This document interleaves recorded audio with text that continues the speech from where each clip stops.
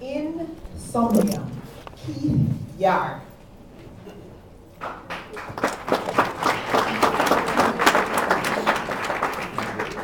Me can't sleep, no matter how me try to do it. Me can't sleep. My name is Rude Boy Rufus from Rockestone, and I can't sleep at all. What? You never heard of Rockestone? I will tell you about Rockestone. Madam Contest Chair, judges, fellow contestants, Toastmasters, and guests. Rockestone is a really, really bad neighborhood. If you take Tivoli Gardens in Jamaica, Tiger Bay in Guyana, VID00002 Gardens in Trinidad, and roll them into one, that place would have one head. The chaos, confusion, and commotion of a quiet day in Rockestone. So imagine my consternation when my neighbors in Rockestone claimed that my quiet Uncle Keith was the biggest thief in Rockestone. My uncle, the biggest thief. Now, I am not the most honest person, but I will admit this. Rockestone has its fair share, perhaps more than its fair share of thieves. But it has 10 liars for every thief, so I didn't believe anything that those people told me about my uncle. Even so, I remember hearing my mother say that she couldn't be 100% sure that Sweet Boy was really my father. So it stands to reason that I can be 100% sure that Sweet Boy's criminally competent brother Clive is really my uncle. You understand? Now, growing up in Rockestone wasn't easy. You first had to gain some respect. As a youngster, I was sort of slender, so I could never get any respect. When the fellows decided to play cowboys and crooks, they would always pick me to be the cowboy because everybody else aspired to be a crook. And whereas in the movies, the cowboy would pull out his gun, fire 2 shots in the air, and restore calm and order, in Rockestone, I was one cowboy who would get dragged off my horse, kicked in the ribs, tied to a tree, and whatever other humiliation they could think of. One time they even tried to hang me. Luckily for me, the butcher, Johnny Black, was passing by, and he cut me down.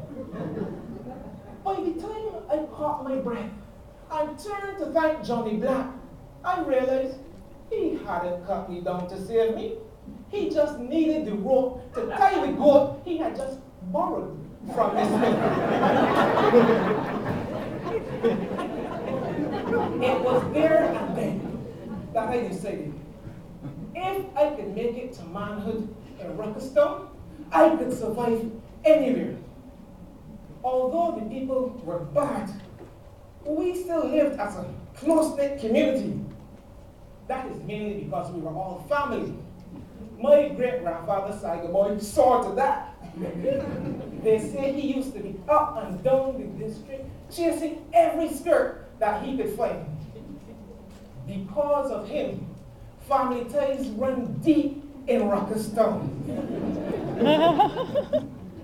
We know that family ties are very important, and family ties run very deep in Rockestone. The people there love one another. They love one another. So everybody, like I said, is family.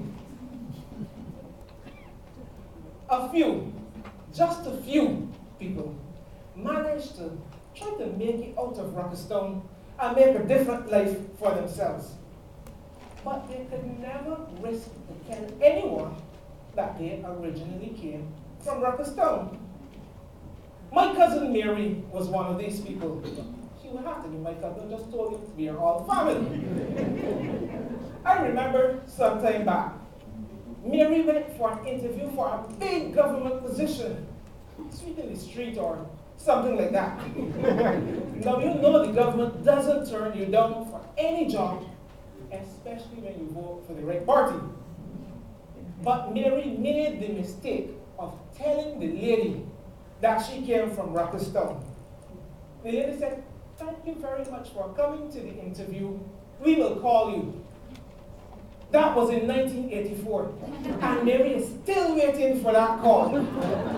I wonder though if she remembered to tell the lady that she was a prospective Toastmaster. Because I am sure that if she had, she would have got the job. Most of the people who were born down by me lived and died down by me.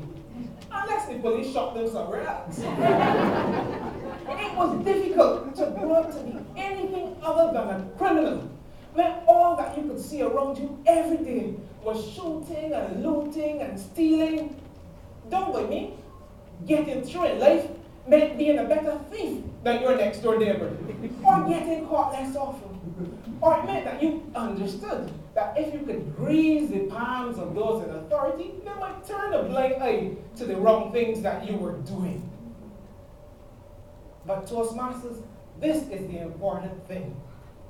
We know that with all the bankers and so on in here, the biggest crooks in this country didn't come from Rockstown. You know what I mean? As for me, I made it to manhood after all. But I got through by being smart.